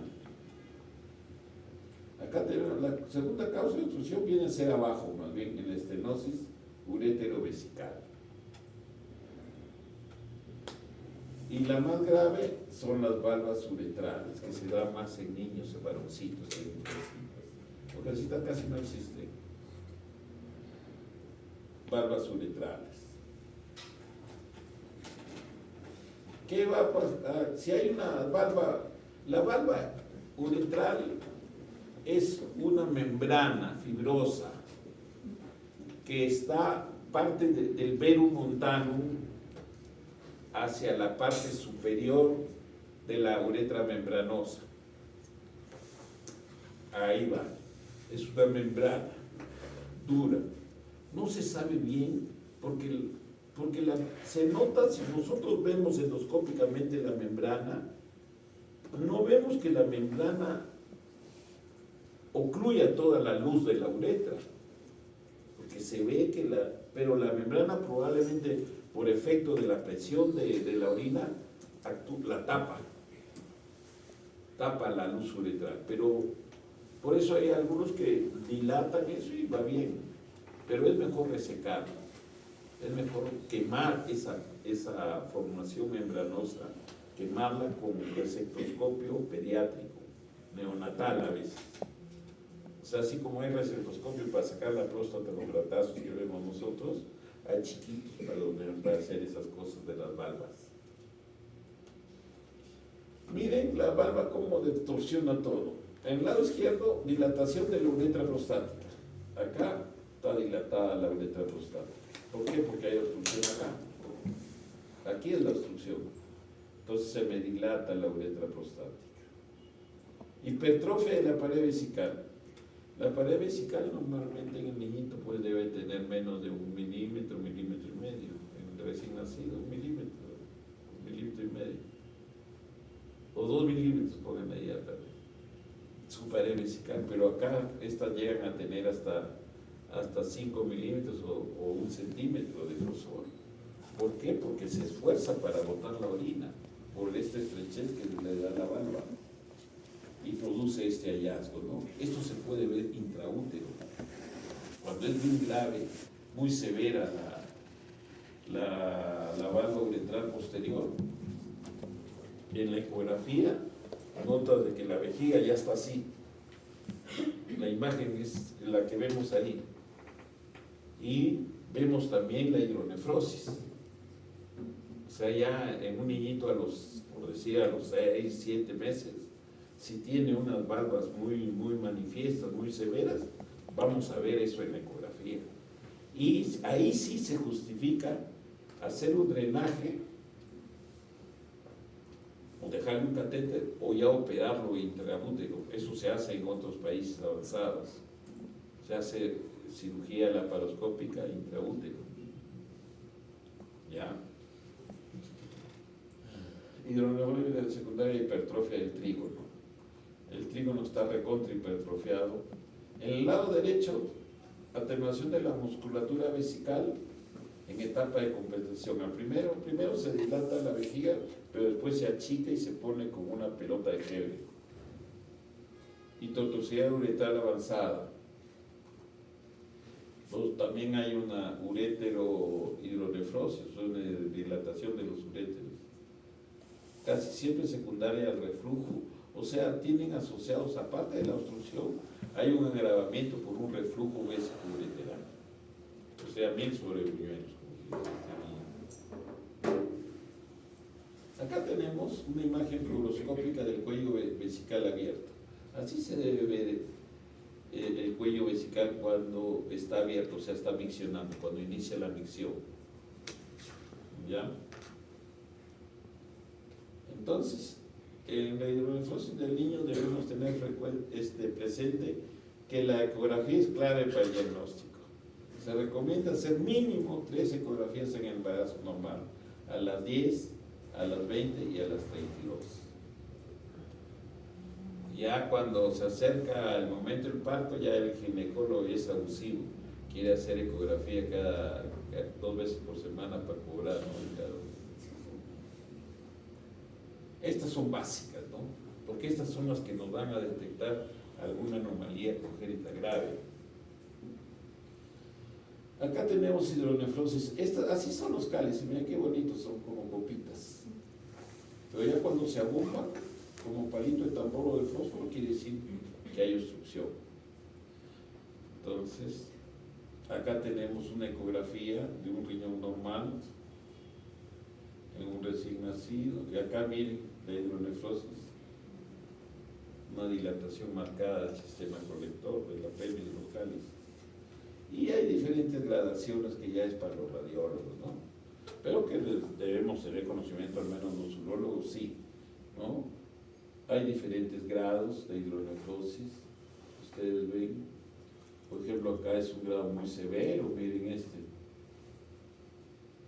muy severo, una gran dilatación, y sobre todo hay que ver siempre la correlación con el parénquima. Parénquima más adelgazado probablemente es un parénquima que ya no es funcionante o muy mal funcionante. Acá tenemos una hidronefrosis grado 1, vemos la pelvis renal discretamente dilatada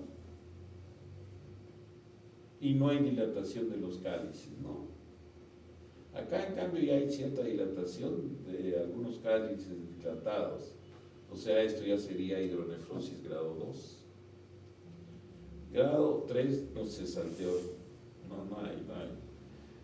Grado 4 nos pasamos de frente y ya una mayor dilatación de la pelvis y los cálices permanentemente dilatados con un cierto grado de adelgazamiento de la parte funcional del parénquima renal. Entonces, acá el parénquima está más adelgazado y la dilatación es mayor. De los cálices ya están abombados. Y también hay un estudio que se hace que es para ver el grado de compromiso de la hidronefrosis, es el renograma diurético que nos da esquema del grado de captación y de la dilatación de los riñones. Desgraciadamente no tenemos a la mano, no tenemos todavía en nuestra región estos estudios que son bastante certeros y que deberían tener el hospital siquiera del seguro debería tener, ¿no? Miren, acá hay una hidronefrosis en el niño, algo espectacular, ¿no? Miren, semejante dilatación, probablemente por valva, o sea, aunque no está dilatada la vejiga, entonces de repente es por otras estrecheces urétero-vesicales, ¿no? Así es normalmente como se debe ver en la urografía un sistema colector, bien bonito, las cálices, y acá en el otro, miren qué grosería se ve ahí. Acá se ve una hidronefrosis, acá se ve muy difuminado todo, pero acá se ve hidronefrosis, acá el sistema colector aparentemente normal, pero acá sí está bien dilatado. Testículo agudo en pediatría. Hay un capítulo muy grande de la urología que se llama escroto agudo. Son tratados de escroto agudo. Pero acá vamos a ver nomás el testículo agudo en pediatría. La torsión testicular, ¿cuál es el más frecuente? Esto se suele preguntarle para entrar internado. Y a veces, ya no le pregunto porque es muy fácil en el examen, no muy fácil. ¿Cuál es la más frecuente? ¿La torsión testicular, la torsión de los apéndices o la orquiepididimitis?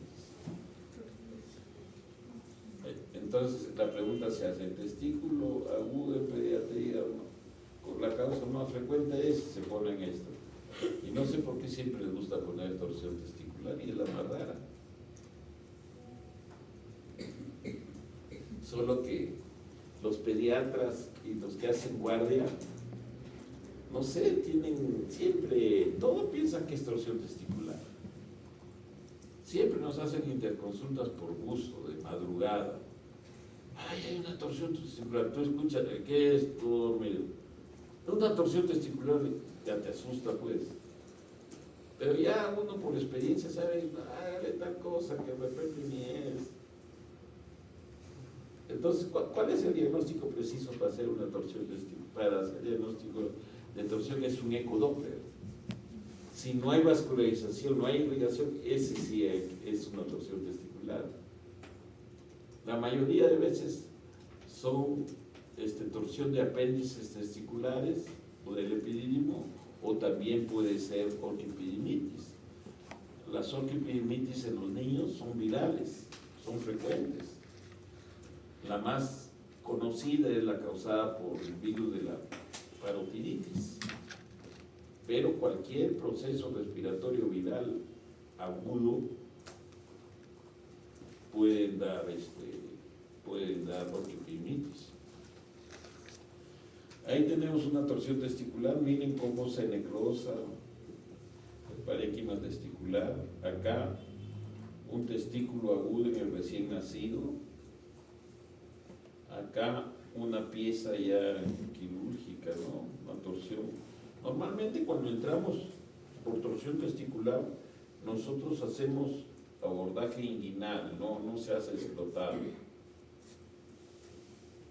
Se hace inguinal, se saca hacia arriba el testículo y se le hace el desdoblamiento, o sea, la distorsión. Y se espera unos 5 o 7 minutos, se le ponen compresas tibias y se espera que se recupere. Si después de 5 o 7 minutos sigue con el mismo color, ya lo saco, pues. Pero si se pone rosadito, más o menos, entonces le damos chance. Lo observamos y lo podemos dejar y lo fijamos. Acá la orquiepididimitis, el tratamiento no es quirúrgico, la orquiepididimitis, el tratamiento es médico, o sea, es mal diagnóstico. Acá tenemos signo de Preg, en el ascenso del testículo cede el dolor en la epididimitis. O sea, cuando yo sospecho que es una torsión testicular y tengo, entonces le levanto con la mano enguantada y una gasita, le levanto el escroto. Si el dolor se exacerba, entonces es una torsión testicular. Pero si más bien se alivia, se queda un poco sedadito el niño cuando le levanto, entonces es una orquiepididimitis. ¿Ya? Acá tenemos todas las apéndices testiculares que son las más frecuentes del escroto agudo en el niño. Tenemos la más común es la del testículo, la que le sigue la del epidídimo y después de los vasos aberrantes de Haller o el órgano de Giraldez. Ahí tenemos un apéndice primario que el tratamiento es nomás. Aquí, por ejemplo, se hizo un mal diagnóstico. Este niño no debió operarse. O sea, el que tomó esta foto lo podemos meter preso. ¿Por qué lo operaste? Si hizo mal diagnóstico. No se deben operar las torsiones de los apéndices. Suceden con 4 días de analgésico, reposo, compresas frías para el dolor. Cede eso. Ya, por gusto lo ha operado este niño. Y ya ahí abierto, pues ya, pues, no existe quemarle esto. Pues. No lo debiste abrir. Entonces acá lo mismo, acá un apéndice de Morgani, el testículo, parece que es del epidídimo, pero es del testículo. Torsión de la pirámide de Morgani, o sea, así se hace el diagnóstico, con transiluminación. Ahí se ve, se le llama el punto azul. Acá tenemos una torsión del quiste paraepidimario. El quiste se puede torcer, a veces son pediculados. Acá tenemos un quiste. Estos a veces dan vueltas sobre su eje, pero lo detecta, facilito lo detecta la ecografía. El ecodoppler, mejor dicho. Acá tenemos lo mismo, el tratamiento. Ya se sacó el quiste del paraepidismo. Acá tenemos el tumor testicular, por ejemplo, no sé con quién hicimos una interconsulta de oncología pediátrica, no ha venido. Nos hicieron interconsulta para un niñito con 5 años, 4 años de leucemia, que ha recibido quimioterapia, pero tiene atrofia, desgraciadamente tiene atrofia del testículo izquierdo y le ha crecido en las últimas 2 semanas, le ha crecido el testículo derecho y está duro. O sea, nos interconsultan para hacerle una biopsia. Nosotros los urólogos por principio nunca hacemos biopsia de testículo. ¿Por qué disemina el cáncer? Imagínense que en ese niñito no sea lo que están pensando ellos y que lo que probablemente es que es una reactivación de su enfermedad de fondo, de su leucemia, de su linfoma. Ese era, no sé, pero era una leucemia, creo que era. Puede ser eso lo más probable, pero ¿y si es un tumor, un cáncer de testículo de células germinales? Esas son embrionarias. Yo al hacerle la punción disemino el cáncer y le produzco metástasis de repente hasta el cerebro. Entonces no se debe hacer biopsia. Hay otras maneras de hacer, si hay actividad o no, hacer de repente una punción en la médula, no sé cómo hacen los reumatólogos, pero no me pidan que haga esa mala acción. Tumor testicular, aquí unas fístulas escrotales pueden haber, los niñitos también. Aquí, así era el tumor de este niño, pero acá no tiene testículo, acá tiene una hipotrofia severa del testículo izquierdo, lo tiene atrofiado, y el derecho está así grande, de este tamaño. Puede ser por infiltración de la leucemia, lo más probable, pero está contraindicado. Entonces le hemos pedido que le hagan deshidrogenasa láctica, le hagan gonadotrofina coriónica humana y que le hagan, ¿qué otra prueba se hace? Las alfa-fetoproteínas. Hay edemas escrotales idiopáticos. Incontinencia, todavía falta incontinencia urinaria en niños.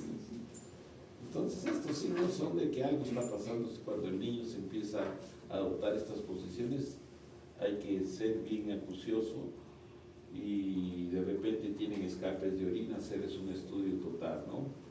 Por el problema de la incontinencia en los niños. Hay que hacerle todos los estudios urodinámicos, hay que hacerle una hoja de continencia. Este es el tipo que no lo tiene el Ministerio de Salud, lo tiene el Seguro Social. Aquí las malas posiciones para la micción, o sea, sin apoyo ni separación de sus piernitas. Acá está hundida totalmente. Entonces, el reflujo vésico-ureteral. El flujo retrógrado de la vejiga es el flujo retrógrado del líquido de la vejiga, de la orina de la vejiga al tracto urinario superior. Eso es lo que habíamos hablado antes. Más frecuente en mujeres. Incidencia del 1%, se presenta en 30-40% de los niños con pielonefritis. ¿Ya? O sea, en un niño con pielonefritis, pensar en reflujo vésico-ureteral.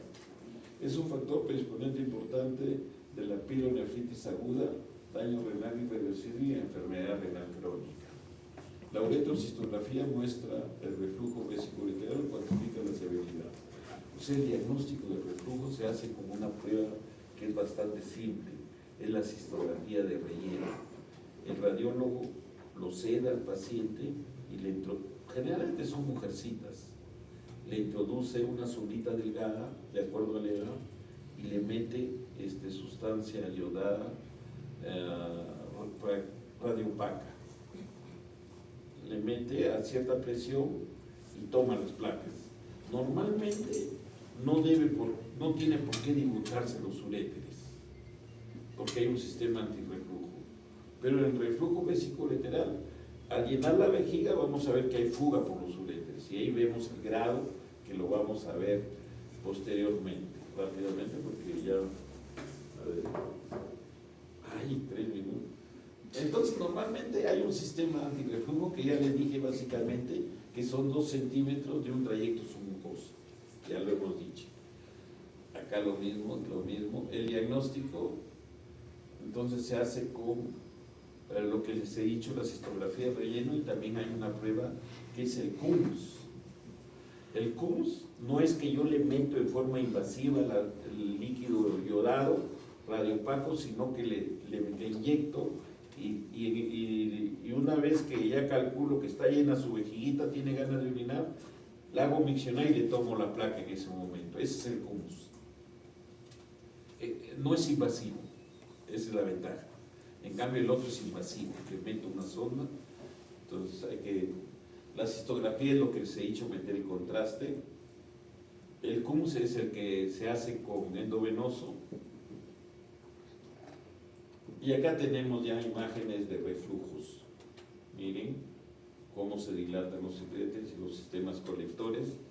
Y vamos a llegar, acá está la cistografía miccional, que es el CUMS. Quiero llegar a los grados, porque esto siempre viene una preguntita, como ya están dormidos a esta hora, viene una preguntita en el examen. Es bien fácil, ¿no? Parece 5 grados más, pero es bien fácil. El primer grado es confinado al uréter. El segundo grado, el reflujo llega al uréter, la pelvis renal, a los cálices, pero no se ve una dilatación, no se ve un abombamiento. El grado 3 es casi igualito al 2, con leve dilatación del uréter y la pelvis sin dilatación calicial.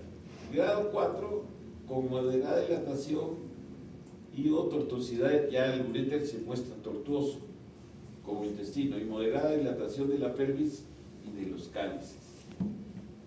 Y el grado 5 se ve la dilatación y tortuosidad del uréter y gran dilatación de la pelvis y los cálices. Entonces, esto más fácil es verlo gráficamente. Primer grado, cuando le hago la cistografía y me lleno una parte del uréter y no está dilatado nada el sistema colector. El segundo grado, cuando llega hasta el sistema colector, pero no se ve dilatado, o muy discretamente, no está dilatado. Acá en grado 3, más bien, grado 3, igual que el grado 2, pero la pelvis renal comienza a dilatarse y los cálices están ligeramente borrados. Grado 4, la pelvis renal y los cálices aparecen moderadamente dilatados y borrados. Ya los cálices ya ni se notan. Y el grado 5, el uréter muestra un aspecto muy tortuoso y hay un abombamiento en los cálices y un adelgazamiento en la corteza, ¿no? Entonces acá, este es primer grado, pues, miren. Este de aquí parece segundo, grado 2, ¿verdad? Llega, pero no está dilatado, no se ve dilatado los cálices, no están abombados. El grado 3 ya se ve más dilatado el uréter y cierto grado de abombamiento leve de los cálices, ¿no? En el grado 4, miren la gran tortuosidad del uréter. Y también los sistemas colectores están dilatados, ¿no? El grado 5 ya es un reflujo masivo, con gran dilatación del uréter y de la pelvis renal. En esa pelvis, pucha, que es súper dilatada. Entonces, es fácil esto. En la ecografía se puede ver, pero hay que ser muy acucioso, no hay que ser, mejor se le hace su taco. Acá, gran dilatación de los sistemas colectores. Esto sería un grado 4 o 5.